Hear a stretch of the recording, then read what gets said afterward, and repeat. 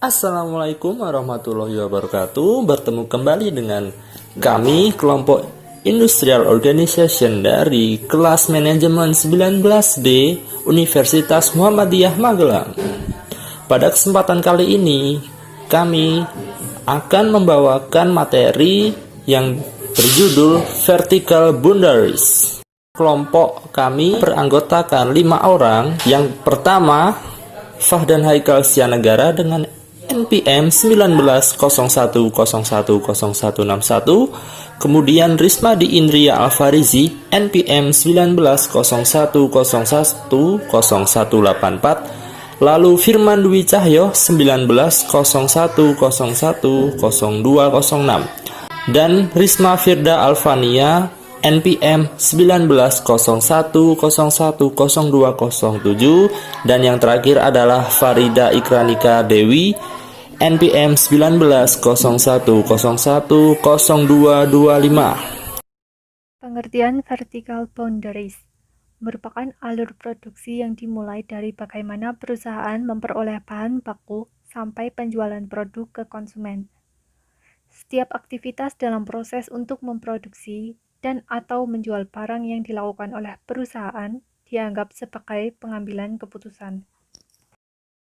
Vertical boundaries upstream, downstream, atau hulu hilir, yaitu rantai vertikal ekonomi cenderung mengambil bahan mentah dan mengubahnya menjadi barang yang dijual ke pasar grosir atau eceran.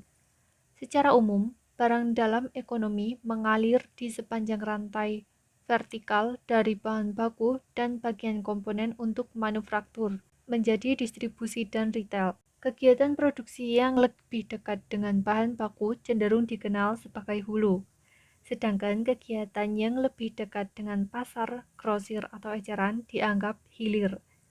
Langkah awal dalam rantai vertikal adalah hulu dalam proses produksi. Langkah selanjutnya adalah hilir.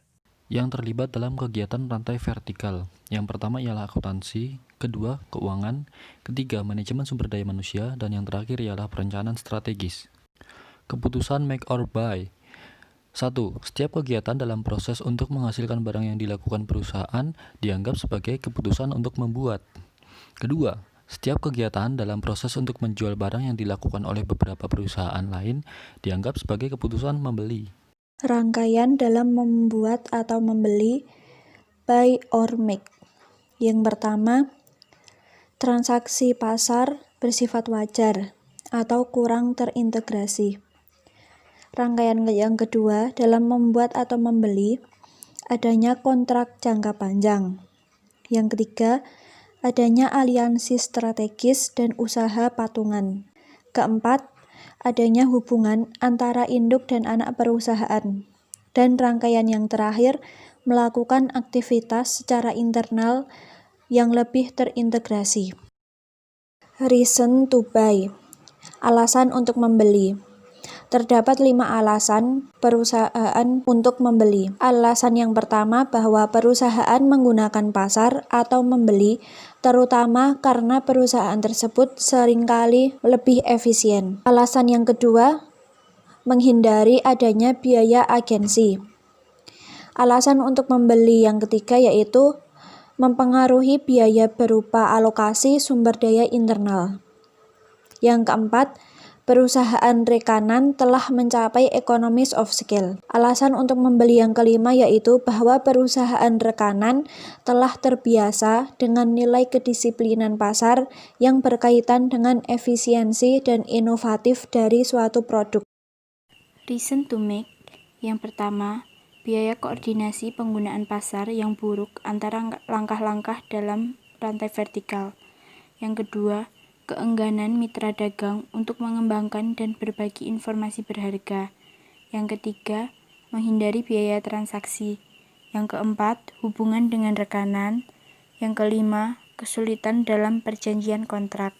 Sekian presentasi dari kelompok kami. Apabila ada salah kata, kami mohon maaf. Wassalamualaikum warahmatullahi wabarakatuh.